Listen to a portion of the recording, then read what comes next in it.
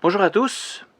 Aujourd'hui, le verset à partir duquel je souhaite apporter une petite réflexion se trouve dans le Nouveau Testament, même si ce qu'il évoque se réfère à une histoire très ancienne du livre de la Genèse. Donc il s'agit de Hébreux 11, verset 12, qui rappelle l'histoire d'Abraham. Alors je vous lis ce verset. C'est ainsi qu'à partir d'un seul homme, Abraham, pourtant déjà en âge de mourir, sont nés des descendants nombreux comme les étoiles dans les cieux, innombrables comme les grains de sable au bord de la mer. Alors pour rappel, Sarah, son épouse, et Abraham étaient âgés respectivement de 65 et 75 ans quand ils quittèrent la Mésopotamie pour se rendre vers le pays que Dieu promettait, à savoir le pays de Canaan qui portera plus tard le nom d'Israël. Alors en même temps que la promesse d'un pays, le Seigneur promit également une descendance nombreuse à Abraham, une descendance qui formera un peuple. Pourtant, le temps passa, sans que sa femme Sarah lui donne un enfant. Abraham savait qu'il n'était plus tout jeune, ni sa femme d'ailleurs. L'âge d'avoir un enfant était clairement révolu. En Genèse 15, nous lisons que Dieu est venu à la rencontre d'Abraham. Alors lors de cette rencontre, Dieu réitère sa promesse en précisant qu'Abraham aura bien un fils. Mais comment est-ce possible, puisque sa femme est non seulement stérile, mais aussi trop âgée pour enfanter? Après 10 années passées en Canaan, Abraham et son épouse en conclurent qu'il fallait trouver un autre moyen. Et c'est ainsi que Sarah donna à son mari sa servante, un peu comme une mère porteuse. C'était assez fréquent à l'époque. De cette union naquit Ismaël. Abraham était désormais convaincu qu'il avait l'héritier par qui s'accompliraient les promesses de Dieu.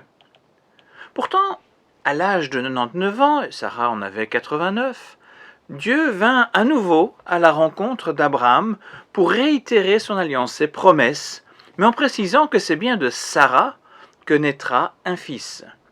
Or, tellement cette annonce parut loufoque à Abraham qu'il se mit à rire devant Dieu. Quand toutes les ressources humaines sont épuisées, c'est-à-dire ici, dans le cas d'Abraham et Isaac, le temps de la fécondité ou des arrangements humains pour s'assurer une descendance, mais quand tout ce temps est épuisé, Dieu intervint afin que Sarah, âgée de 90 ans, donne naissance à Isaac. 25 ans se sont écoulés entre la première promesse et l'accomplissement miraculeux de cette promesse. Alors cette histoire, et tout ce qui suivra, qui découlera de cette histoire, nous disent plusieurs choses au sujet de Dieu, des choses qui finalement restent toujours d'actualité pour nous. Alors je vais en pointer 3, on pourrait certainement en développer plus, je vais me limiter à 3. Alors, tout d'abord, nous voyons que le Seigneur aime agir quand toutes les ressources humaines sont épuisées. On constate ce fait non seulement dans l'histoire d'Abraham, mais encore dans tout le récit biblique.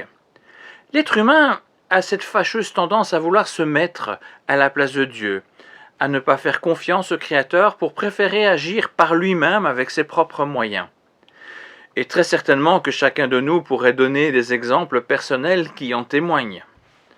Notre Dieu ne veut pas nous mettre de côté.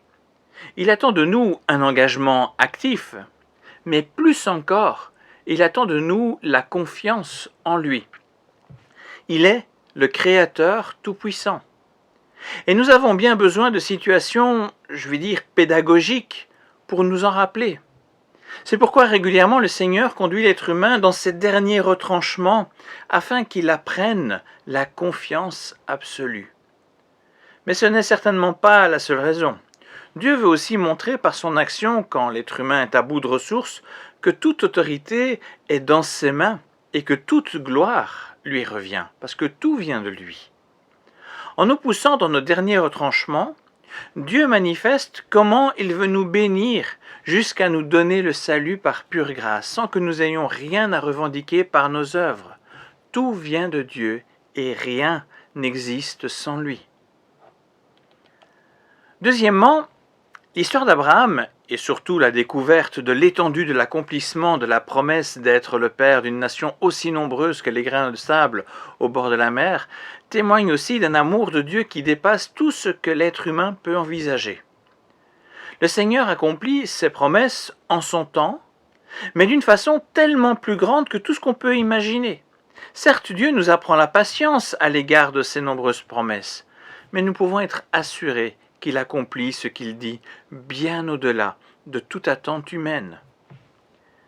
Finalement, troisième point, le récit d'Abraham et Sarah nous rappelle que tout est possible pour Dieu. Nous pouvons provoquer notre propre découragement en nous entêtant à vouloir faire des choses à notre manière, alors qu'il suffit souvent d'avoir confiance en Dieu. Le Seigneur n'oublie pas ses promesses et par ailleurs, il entend nos prières. Seulement, il accomplit toutes choses au meilleur moment et non pas selon notre impatience ou selon la souffrance vécue pendant un temps. Et même si nous avons l'impression d'être dans une impasse, souvenons-nous que les moyens de Dieu ne sont pas les nôtres. Il peut vraiment tout. Nous avons toujours une bonne raison d'espérer. Alors tout cela arrive afin que nous apprenions à avoir une totale confiance dans notre Dieu et que nous lui rendions gloire, cette gloire qui lui revient pour ses actions étonnantes et aussi pour ses actions pleines d'amour à notre égard. Merci pour votre écoute et à bientôt.